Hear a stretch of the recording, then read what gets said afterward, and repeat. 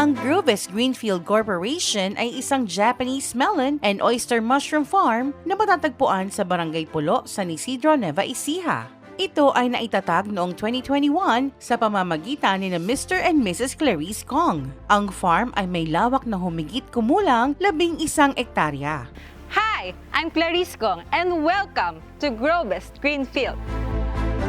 Ang Groves Greenfield ay kilala sa pagiging agritourism, pick-and-pay experience at pagkakaroon ng modern and semi-automated farming practices.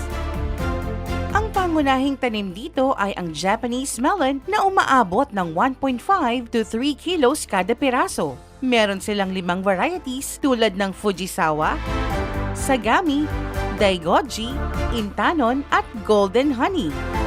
Yung dalawa po naming premium variety is ito pong Sagami and Fujisawa. Yung Sagami po, netted na color green and color green din po yung loob. Umaabot po yun ng 16% yung bricks.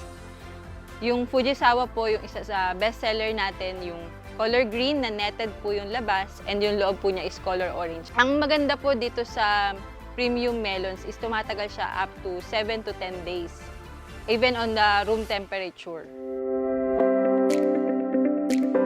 Ibang level naman ang mararanasan kapag bumisita ka sa Groves Greenfield. Dahil maliban sa sariwang hangin at magandang tanawin, meron din silang free tasting upang malaman kung anong variety ng Japanese melon ang pwede mong mabili. Gayun din, nag-o-offer din sila ng free guided tour sa kanilang mga bisita upang malaman ang ilang mga basic farming techniques. Ang Groves Greenfield ay mayroong 24 climate-controlled greenhouses na naglalaman ng 1,300 piraso ng Japanese melon kada greenhouse. Sila rin ay gumagamit ng manual pollination technique upang maging maganda at maayos ang bunga ng kanilang mga melon. Sa katunayan, pasado sa pesticide residue test ang kanilang mga Japanese melon. Isa ito sa mga requirements ng mga kilala at high-end malls na kanilang sinusuplayan. Upang masiguro ang tuloy-tuloy na produksyon kahit anong panahon, umaabot sa 158 solar panels ang naka-install para sa kanilang drip irrigation system para matiyak ang tamang tubig, tamang klima at tamang sustansya ng mga tanim at upang makatipid sa gastos sa kuryente.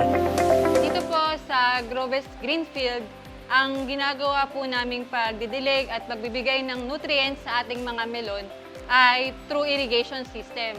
So, nandito po tayo sa Station 2 ng aming pumping station. So, dito po makikita nyo may 10 tangke kung saan bawat isang greenhouse meron pong isang tangke. So, sa atin, ang gamit po namin is itong Bluetooth adapter. So, nakakonect po yan sa cellphone para tinatiming kung gaano ka-frequent yung pagdidilig. Kasi nagdedepende rin po yung pagdidilig sa melon, pagbibigay ng nutrients, depende sa klima. Gumagamit din po kami rito ng solar para po makatipid kami sa expenses, kumbaga, para kaya namin talagang hindi ganun kamahal yung aming mga binibentang produkto po dito. Maliban sa matatamis na Japanese melon, ang Groves Greenfield ay meron ding mushroom production. Nandito tayo sa mushroom production. Dito po ginagawa ang ating mushroom fruiting bags.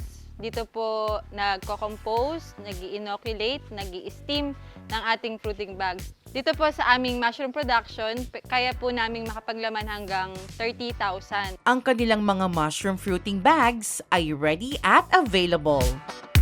Pwede po kayo sa amin bumili kahit 5 or 10 na fruiting bags. Halimbawa, kagaya po ng iba, nag-order po sila ng 200, tapos papadala po nila sa Manila.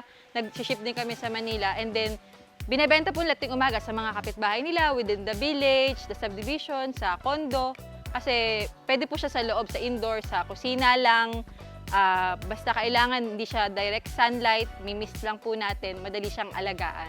Para masiguro na dekalidad ang kanilang mga fruiting bags, dumadaan ito sa tamang proseso ng composting, steaming, pasteurization at incubation.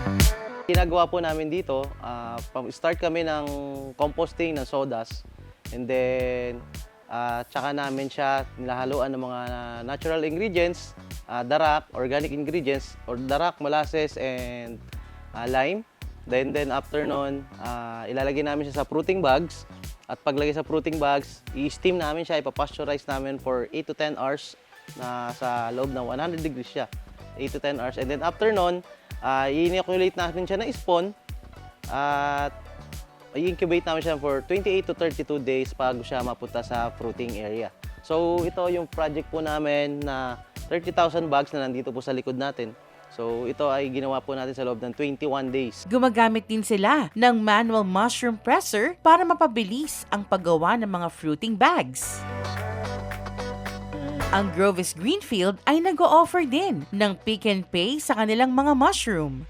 Umaabot sa 50 to 200 kilos ng mushroom kada araw ang average harvest sa kanilang mushroom growing house na may solar-powered misting system.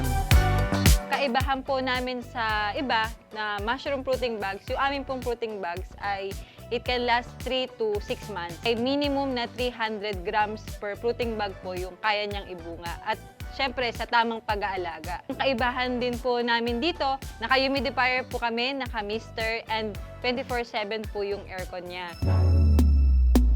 Ang Groves Greenfield ay nagsiship din ng mga produkto sa Metro Manila, mga malls, restaurants at iba pang mga corporate clients.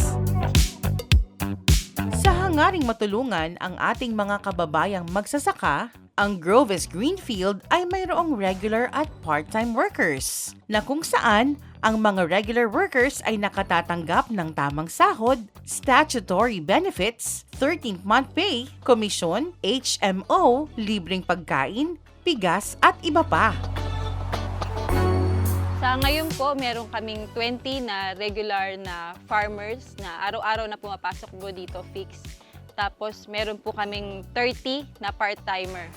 Sila po yung pwedeng asawa or anak, mga ibang kabarangay po namin dito na single mothers, na hindi po araw-araw yung may pasok sila. Pero once na available po sila, pinapapasok po namin sila dito.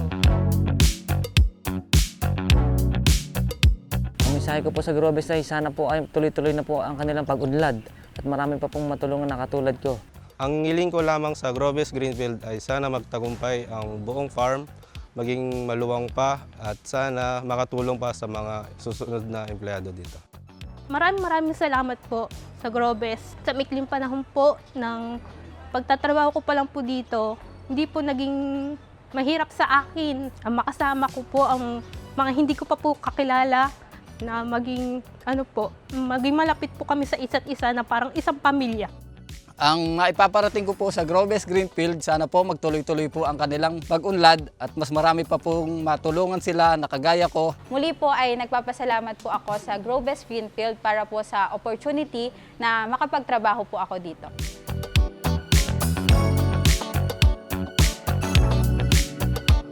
Para matikman ang napakasarap at napakatamis na Japanese melon at maranasan ng pick and pay, bisitahin at i-follow ang official page ng Groves Greenfield sa Facebook para malaman ang latest harvest schedules. Let's support our local farmers. Please come and visit here at Groves Greenfield, the community partner.